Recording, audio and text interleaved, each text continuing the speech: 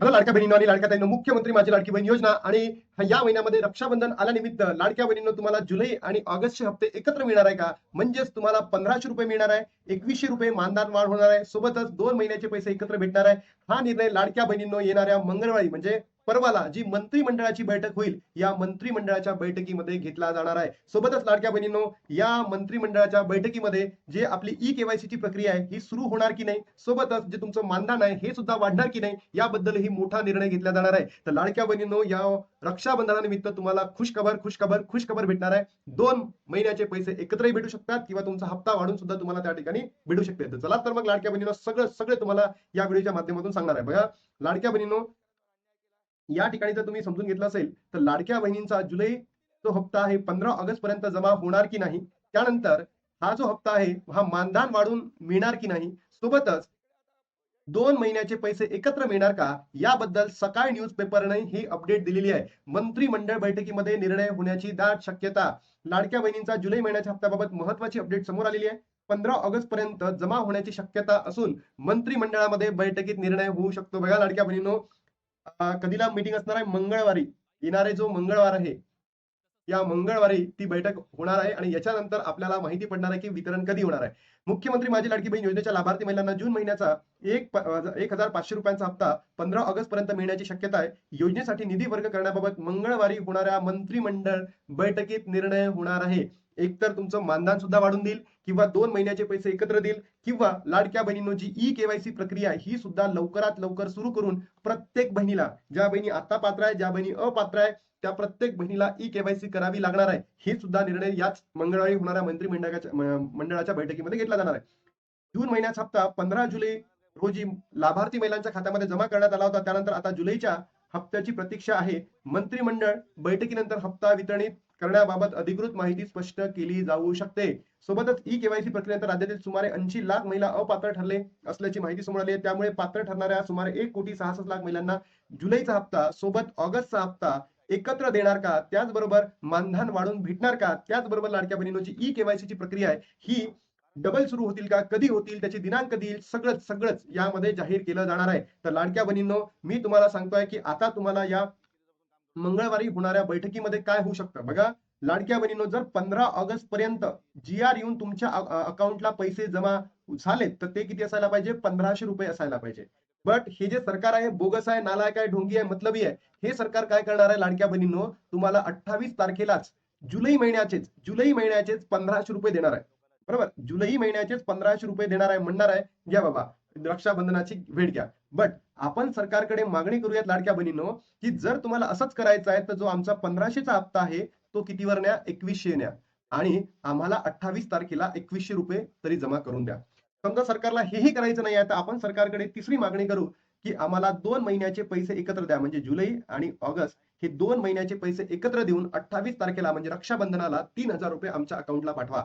नाहीतर तुम्हाला समजलं ना सरकार काय करणार आहे लाडक्या बहिणींनो, फक्त ही जी पहिली कंडिशन आहे तीच करणार आहे, की आता पैसे देणार नाही. तुमच्या आजची 9 तारीख आहे, 11 आणि 10 आणि 11 म्हणजे 11 तारखेला मंत्रिमंडळामध्ये निर्णय घेतील आणि 28 तारखेपर्यंत तुमच्या अकाउंटला पैसे पाठवतील. किती? ते 1500 रुपये जुलै महिन्याचे. मग 1 महिना तर पेंडिंग पडलाच आहे. तर म्हणून आपण सरकारला इतकी विनवणी करू, की येणाऱ्या 28 तारखेपर्यंत आमच्या लाडक्या बहिणींचा हप्ता वाढून द्या आणि सरकारनं बोललेलाच आहे. तर हे 2100 रुपये त्या ठिकाणी सरकारने द्यावे किंवा आमची तिसरी मागणी जुलै आणि ऑगस्ट हा दोन्ही महिन्याचा लाभ तुम्ही लाडक्या बहिणींना 28 पर्यंत द्यावा. तुम्हाला काय वाटतं नक्की कमेंट बॉक्समध्ये सांगा. लाडक्या बहिणींनो, तुम्हाला पहिला मुद्दा वाटला तुम्ही 1 टिक करा. तुम्हाला दुसरा वाटला तुम्ही 2 टिक करा किंवा तिसरा वाटला तुम्ही 3 टिक करा. म्हणजे 3000, 2100 किंवा 1500 म्हणजे याच्यावरून आपल्याला निकष येईल. आणि महाराष्ट्रातील प्रत्येक युट्यूबर्सला सुद्धा मी हेच म्हणतोय, की तुम्ही सुद्धा असाच पद्धतीचा व्हिडिओ बनवून तुम्ही टाका, जेणेकरून सरकारपर्यंत आपला व्हिडिओ पोहोचेल. बरोबर? मी सगळी इन्फॉर्मेशन तुम्हाला या ठिकाणी दिली. हे 28 तारखेपर्यंत 3000 रुपये द्या. जर नाही द्यायचंय तुम्हाला तुम्ही 2100 रुपये द्या. 1500 वरच लाडक्या बहिणींना ठेवू नका. वाढत्या गरजानुसार लाडक्या बहिणींनो, त्यांचीही गरज वाढलेली आहे, लाडक्या बहिणींची गरज वाढली आहे. तुम्हीच म्हणून सरकारने हा एक निर्णय घ्यावा आणि लाडक्या बहिणींना त्वरित लवकरात लवकर पैसे वाढून द्यावे. अन्यथा लाडक्या बहिणी आता तुम्हाला मागे करण्यासाठी काहीच विचार करणार नाहीये. त्यानंतर लाडक्या बहिणींनो, जी ई-केवायसी ची प्रक्रिया सुरू होणार आहे, ई-केवायसी ची प्रक्रिया त्या अगोदर तुम्हाला काही कागदपत्रे रेडी ठेवायची आहे, डॉक्युमेंट्स रेडी ठेवायचे आहे. आणि हे जर डॉक्युमेंट तुम्ही रेडी ठेवले नाही तर समजून घ्या लाडक्या बहिणींनो, तुमची ई-केवायसी पुन्हा होणार नाही आणि मग तुम्ही चुकीची ई-केवायसी कराल आणि त्याच्या माध्यमातून तुमचा लाभ त्या ठिकाणी बंद होईल. म्हणून बघा, तुम्हाला काय करायचंय, तुमचं आधार कार्ड रेडी ठेवायचं आहे. दुसरं, अधिवास प्रमाणपत्र जर नसेल तर तुमचं रेशन कार्ड, तुमचं मतदार ओळखपत्र, तुमचं जन्म प्रमाणपत्र आणि शाळा सोडल्याचा दाखला, या 5 पैकी एक डॉक्युमेंट तरीही तुम्हाला लागेल म्हणजे लागेल. मग समजा तुमच्याकडे अधिवास नाही आहे, तर तुमच्याकडे हे 4 डॉक्युमेंट पैकी एक कोणतं तरी तुमच्याकडे लागणार म्हणजे लागणार लाडक्या बहिणींनो. जर तुमच्याकडे पिवळी आणि केशरी शिधापत्रिका आहे म्हणजे रेशन कार्ड आहे, तर यावेळेस तुम्हाला उत्पन्नाचा दाखला लागणार नाही. बट तुमच्याकडे शुभ्र म्हणजे व्हाईट काय म्हणतो आपण शिधापत्रिका आहे किंवा कोणतीच नाहीये, तर अशा वेळेस तुम्हाला 2.5 लाखाचा काय लागणार आहे? प्रमाणपत्र लागणार आहे, की तुमचं 2.5 लाखापेक्षा जास्त उत्पन्न आहे की कमी उत्पन्न आहे. नवविवाहित असेल तर तुम्हाला तुमच्याकडे जर म्हणजे पत्नीचं नाव त्या राशन कार्डमध्ये जर नसेल, तर तुमचं मॅरेज सर्टिफिकेट सुद्धा त्या ठिकाणी चालेल आणि बँक खाते तपशील जसं महिलेच्याच नावाने ते बँक अकाउंट असायला पाहिजे. त्याचबरोबर महिलेच्याच नावाने आपण असं म्हणू शकतो आधार कार्ड पण आणि महिलेच्याच नावाने मोबाईल पण हे तिन्ही का असायला पाहिजे? एकमेकांशी लिंक असायला पाहिजे, कनेक्टेड असायला पाहिजे आणि नंतर लाभार्थी महिलेचं हमीपत्र आणि फोटो हे सगळं लागणार आहे. ज्या बहिणी पात्र आहेत, सोबत ज्या बहिणी अपात्र आहेत, त्या प्रत्येक बहिणींना मी हे सांगतो आहे, की तुम्हाला हे डॉक्युमेंट लागणार म्हणजे लागणार आणि हे सगळं प्रत्येक बहिणीसाठी असणार आहे. तर बघा, लाडक्या बहिणींनो, रक्षाबंधनानिमित्त तुम्हाला किती पैसे मिळणार आहे? तर सरकार इतकं बोगस आहे, नालायक आहे, ढोंगी आहे, तर तुम्हाला ते किती देऊ शकतं? 1500 देऊ शकतं आणि म्हणू शकता, की बाबा जुलै महिन्याचा हप्ता आम्ही 28 तारखेला देतो. हा वितरण होईल. तर आपल्याला इथपर्यंत थांबायचं नाहीये. बरोबर? आपल्याला सरकारला म्हणायचं आहे, जर तुम्हाला तसं करायचं आहे, तर आमचा हप्ता वाढून द्या. समजा नाही होत आहे, तर आम्हाला 2 महिन्याचे पैसे एकत्र द्या, जुलै आणि ऑगस्टचे. तुम्हाला काय वाटतं नक्की कमेंट बॉक्समध्ये सांगा.